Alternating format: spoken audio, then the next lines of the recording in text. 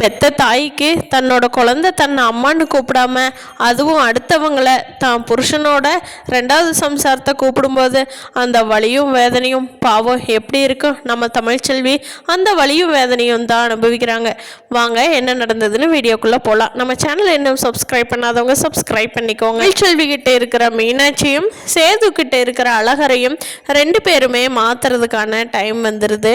அப்போ போய் ரெண்டு பேருமே சரி கோயிலுக்கு போகலாம் அப்படின்னு சொல்லிட்டு ரெண்டு ஃபேமிலியுமே கோயிலுக்கு போய் சாமி கும்பிட்டுட்டு ரெண்டு குழந்தைங்களையும் மாத்துறாங்க. அப்போது மாத்துறப்போ அழகர் வந்துக்கிட்டு அம்மா அம்மா அப்படின்னு சொல்கிறான். தமிழ்ச்செல்வி வந்து தன்னை தான் அம்மா அம்மான்னு கூப்பிடுறான் அழகர் அப்படின்னு சொல்லிட்டு போய் வேக வேகமாக அழகர் வாங்க போகிறப்போ ஐஸ்வர்யா தான் அழகரை வச்சுருந்தாங்க. அப்போது ஐஸ்வர்யா இருக்க வரைக்கும் அழகர் வந்து அம்மா அம்மா அம்மானே கூப்பிட்டுட்டு இருந்தான். அப்போது தமிழ்ச்செல்வி தன்னை தான் கூப்பிட்றான்னு போய் எடுத்த உடனே அவன் அப்படியே திரும்பி நின்றுட்டு அழுக ஆரம்பிச்சிட்டான். அப்போது தமிழ் சொல்கிறாங்க, டே இங்கே பாருடா அம்மா வந்துட்டேன்டா, இப்போ கூப்பிடுற தங்கம், இப்போ கூப்பிடுறேன்னு நான் தான் உன் அம்மா வந்திருக்கிறேன் அப்படிங்கிறாங்க. அப்போது தமிழ்ச்செல்வி கிட்ட இருந்த அழகர் வந்து பயங்கரமாக அழுகிறான். ஐஸ்வர்யாவை பார்த்துக்கிட்டே கையை நீட்டி நீட்டி அம்மா அம்மானே அழுகிறான். அப்போது தமிழ்ச்செல்விக்கு ரொம்ப அழுகாச்சே வந்துடுது. என்னடா அது 10 மாதம் சுமந்து பெத்த பையன் நம்மளை அம்மானு கூப்பிடாம வேறொருத்தி அம்மானு கூப்பிடுதே, நம்ம என்ன பண்ணுறதுன்னு சொல்லி தமிழும் அழுக ஆரம்பிச்சிடுறாங்க. அங்கே பக்கத்தில் இருக்கிற வசந்தி பாட்டி எல்லாருமே சேர்ந்துக்கிட்டு இங்கே பாரு தமிழ், குழந்தைக்கு என்ன தமிழ் தெரியுது, அவள் என்ன ரொம்ப ஐஸ்வர்யா தான் குழந்தைய பார்த்துட்டு இருக்கான், அதனால ஐஸ்வர்யாவை தான் அம்மான்னு நினச்சிருச்சு குழந்தை, நீ ஃபீல் பண்ணாத தமிழ், கண்டிப்பாக இதுக்கெல்லாம் நீ ஃபீல் பண்ணக்கூடாது, மீனாட்சி இருக்கால மீனாட்சி கூப்பிடுவா தமிழ், கவலைப்படாத அப்படின்னு சொல்லி அங்கே இருக்கிற வசந்தி எல்லாருமே சொல்லிட்டு இருக்காங்க. அப்போது என்ன பண்ணாலும் தமிழ்ச்செல்வியோட அழுகையை கண்ட்ரோல் பண்ணவே முடியல. கூட்டிட்டு வந்துடுறாங்க அழகரை ஒரு வழியா சமாதானப்படுத்தி. ஆனா வீட்டுக்கு வந்த அழகரு இப்ப கூப்பிடுறா அம்மா, அவ கூப்பிடுறா என்ன கூப்பிடுறா அம்மான்னு அப்படின்னு சொல்றாங்க. ஆனா வந்து அழகர் வந்து கூப்பிடவே மாட்டேங்கிறான், எல்லாமே பண்றான். ஆனா அம்மான்னு மட்டும் மீனாட்சியை பார்த்து கூப்பிடவே மாட்டேங்கிறான். இங்க கோயில்லையே எல்லாத்துக்குமே சங்கட்டமாயிருச்சு. அப்புறம் தமிழ் வந்து ஃபோன் பண்ணி எங்க நம்ம மீனாட்சியை காட்டுங்க, அழகர் மீனாட்சி பார்த்துட்டாவது அழுகாமல் இருப்பானான்னு பார்க்கலாம் அப்படின்னு சொல்லி தமிழ்ச்செல்வி சேதுவுக்கு ஃபோன் பண்ணவும் சேது அப்போவே கேட்குறாரு, என்ன தமிழ் அப்படிங்கிறாங்க.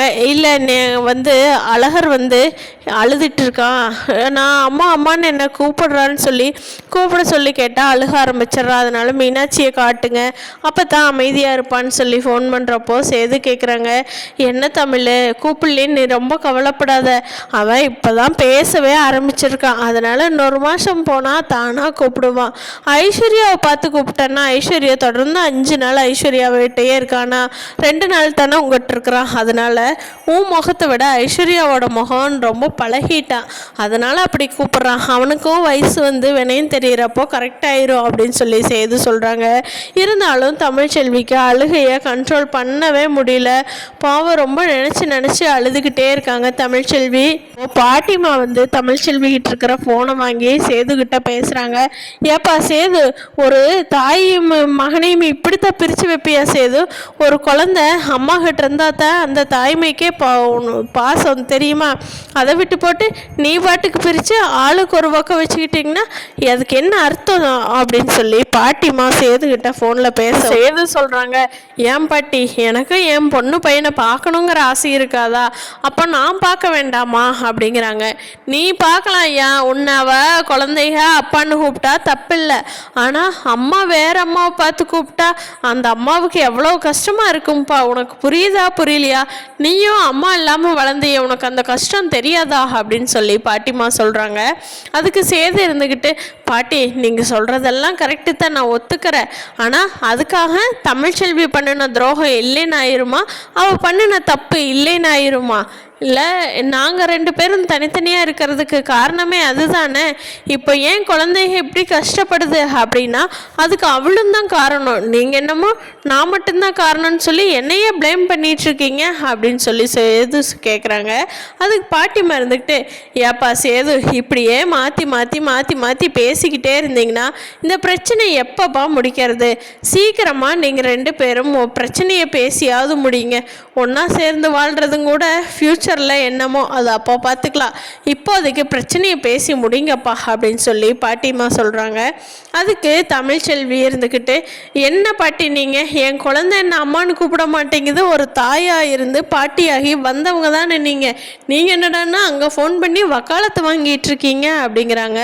சரி சரி நீ கோவப்படாத தமிழ், இங்கே பார், இனிமேல் அழகர் உன்னை அம்மான்னு கண்டிப்பாக கூப்பிட்டுருவான். உன்னை கூப்பிட்டதோட கூப்பிடாம உன் குழந்தைங்க எங்கே போயிடுது தமிழ் அப்படின்னு சொல்லி பாட்டிமா தமிழுக்கு அட்வைஸ் பண்ணுறாங்க.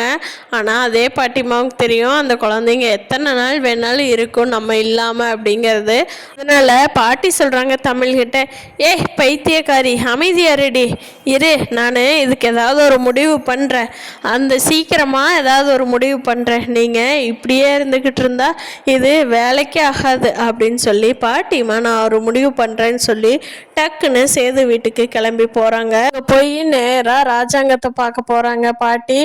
ஏப்பா ராஜாங்கம், இங்கே பாருப்பா, அந்த புள்ள பையன் இப்படி கூப்பிடலையேன்னு ஆறா பெருகுது அழுகாச்சு, அதுக்கு ஏதாவது தீர்வு சொல்லுப்பா, ஊருக்கே நீ பஞ்சாயத்து பண்ணுற, ஆனால் நம்ம வீட்டில் இப்படி ஒரு பிரச்சனை நடக்குதேப்பா, பாவம் அந்த பெத்தவளுக்கு எப்படி மனசு கஷ்டப்படாது. மீனாட்சியும் அழகரையும் பேசாமல் தமிழ்ச்செல்விட்டவே கொடுத்துடலாம்ப்பா, ஒரு தாய்கிட்ட இருந்து குழந்தைய பிரிக்கிறது எவ்வளோ பாவம்னு எனக்கு இவ்வளோ நாள் தெரியல, இப்போ மட்டும்தான் தெரியுது அந்த ஃபீலிங்ஸு.